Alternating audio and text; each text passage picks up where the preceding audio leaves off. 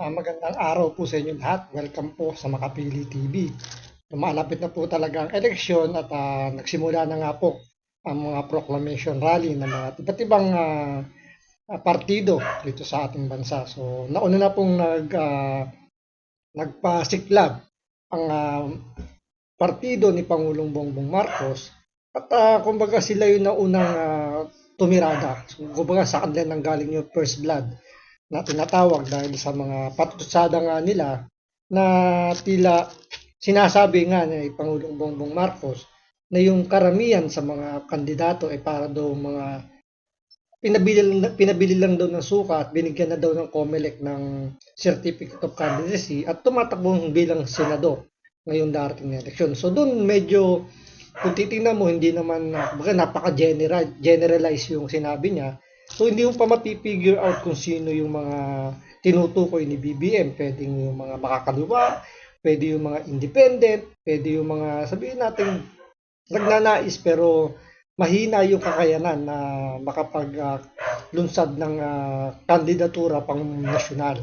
Pero may mga idinugtong kasi siya doon na talagang masasabi mong ang literal na binabanata niya yung PDP laban dahil andun yung salitang tukhang, andun yung pagiging bias daw sa China. So talagang ang pinupunteriya ni Bongbong Marcos ay yung PDP laban ni Pangulong Duterte. Kaya after ng proclamation rally ng bagong alyansa ni BBM, kumbaga binalikan nila. So, counter punch po itong PDP laban sa pangunguna ni Pangulong Duterte, ni Tatay Digong. Siyempre, si Bongbong Marcos ang tumirada doon. So, ang nag-counter attack dito is si Pangulong Duterte. Although, bunganat din yung ibang mga senatoriable ng PDP laban. Kumbaga pinagtanggol nila yung pagiging yung sinasabing pagbili nga daw yung mga inutusan lang daw mag-deliver ng suka.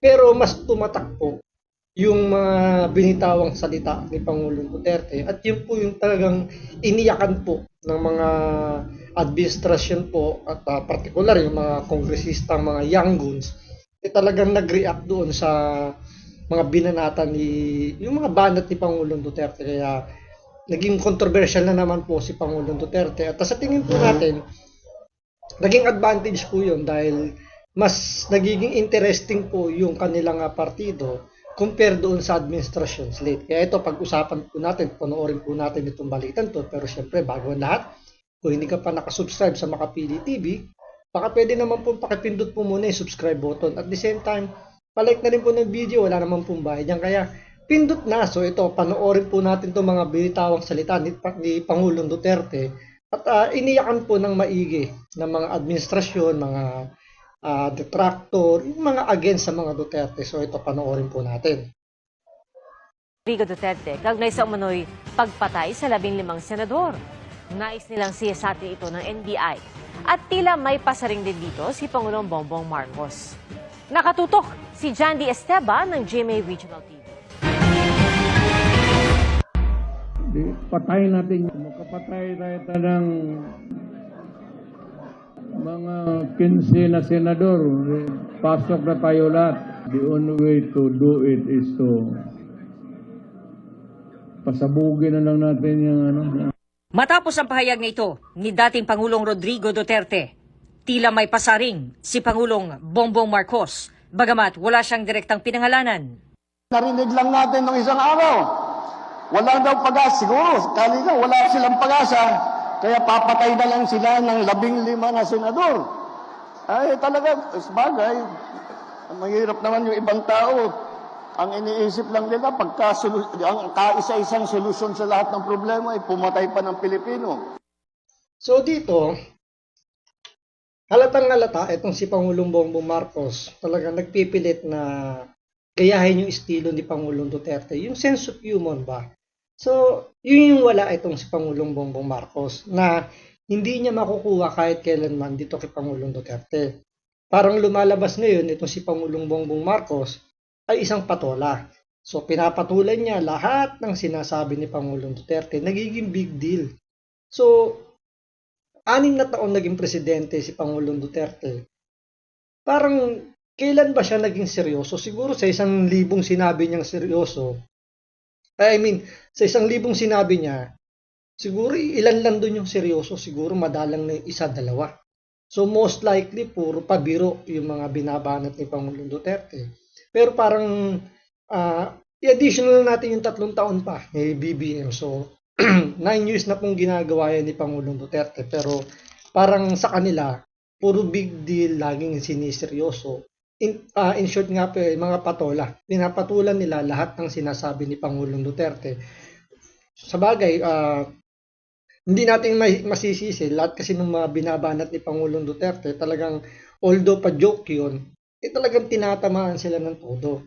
Ngayon, doon sa sinabi ni Pangulong Duterte na mukhang kailangan nilang magtumba ng 15 senador para makapasok yung kanyang senatorial slate, kung panonoorin mo naman yung proclamation rally nila, paano mo naman na yun part na ng entertainment. So, dahil nga sa sense of humor ni Pangulong Duterte, so nag-enjoy po yung crowd, yung mga nanood doon sa proclamation rally. Kumbaga yun part lang ng ng para hindi maging boring. Unlike nung ginagawa kasi rito ni Bongbong Marcos sa kanilang campaign rally, nagpipilit silang maging kagaya ng PDP Laban para ma-entertain nila yung mga nanonood. Ang daming lumalabas na video sa social media na yung mga umaattend dyan sa proclamation rally ni BBM, mga nabayaran daw, di umano. So may mga part pa nga doon na pati mga pulis daw, talagang in-encourage or minanduhan na kailang magsuot ng kulay pula, pandagdag doon sa mga nanonood doon sa rally. Kumbaga pandagdag ng manonood. So, hindi maiiwasan talaga na kumbaga gumagamit dito ng mga ipinagbabawal na teknik itong administrasyon para lang masabing nasa kanila yung momentum. Kasi pwedeng sabihin natin kung survey ang pagbabatayan natin, kung yung mga social SWS survey, mga ganyan, di hamak talagang lamang na lamang yung administrasyon. Pero tandaan ninyo, nung panahon ni Pangulong Duterte, hindi siya pasok sa survey. Pero pagdating ng eleksyon, doon na mayagpag si Pangulong Duterte. So, kumbaga ngayon, hindi natin masyadong pwedeng pagkatiwalaan yung survey para lang sabihin namamayagpag yung kanilang mga kandidat, yung mga kanilang candidate. So, dito, sineryoso nila yung sinabi ni Pangulong Duterte para pulaan lang ang PDP Laban ni Pangulong Duterte. Sinabi yan na Pangulo sa talumpati niya sa kampanya ng senatorial candidates ng administrasyon sa Carmen, Davao del Norte kahapon. Ang Davao Region ay kilalang baluarte ng mga Duterte. Bakit yung ibang partido, bakit yung ibang magdagsasama ay hindi makapagbuo ng mabigat na tiket? Dahil po, ang kanilang iniisip lamang ay kung paano nila tutulungan ang kanilang sarili at manalo ng eleksyon. May binanggit din ang Pangulo tungkol sa extrajudicial killings at ang pagiging pro-China sa usapin ng West Philippine Sea. Si Lanao del Sur Representative Zia Alonto Adjong nanawagan sa National Bureau of Investigation na imbestigahan ang dating Pangulo. Kung iligal nga raw ang bomb joke, paano pa kaya ang bantang pagpapatay sa mga senador? Pasaring naman ni House Assistant Majority Leader at Zambales Representative Jay Cungon.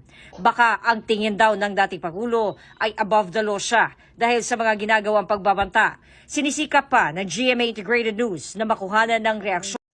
Itong dalawang kongresista naman na to, hindi mo alam kung nagtatanga-tangahan o talagang ginusto nila maging tanga para lang ma-please nila yung kanilang phone. Alam naman natin na matalino yung dalawang to dahil hindi naman sila makakarating sa ganyang estado kung ito ay mga walang utak.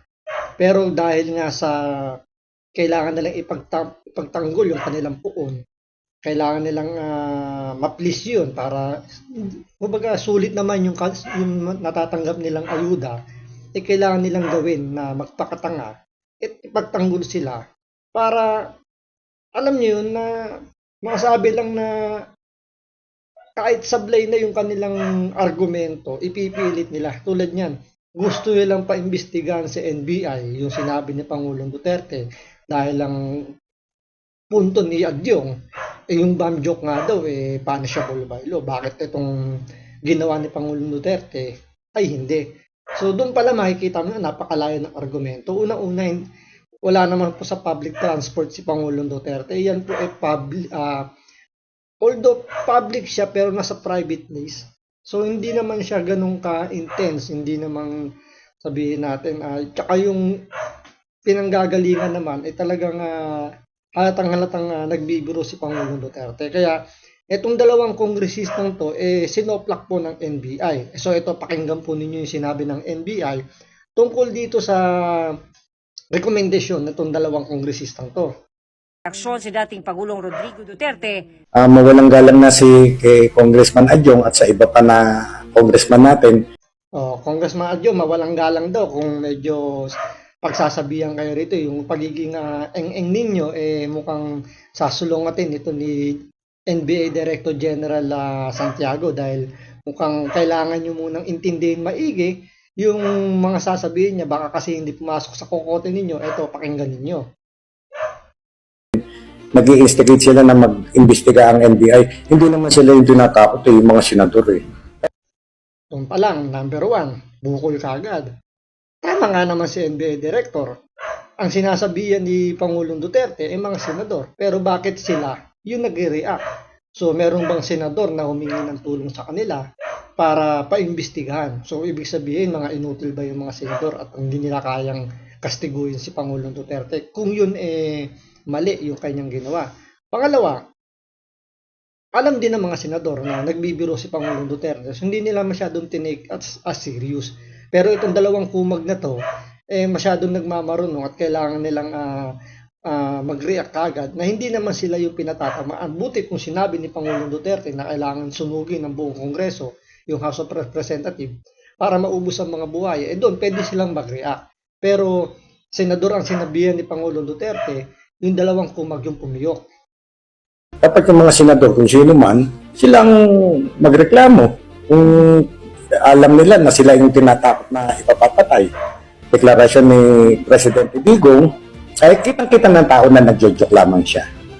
So yun. So galing na rin po sa NBA Director, ito appointed po ni BBM at malamang may patawag to sa Malacanang dahil pinagtanggol si Pangulong Duterte. So sa dalawang kongresista, so napahiya po kayo dito sa isang NBA Director na inappoint ni BBM. So sana magtanda na kayo. So maraming salamat sa panonood. Ingat po kayo lagi. God bless.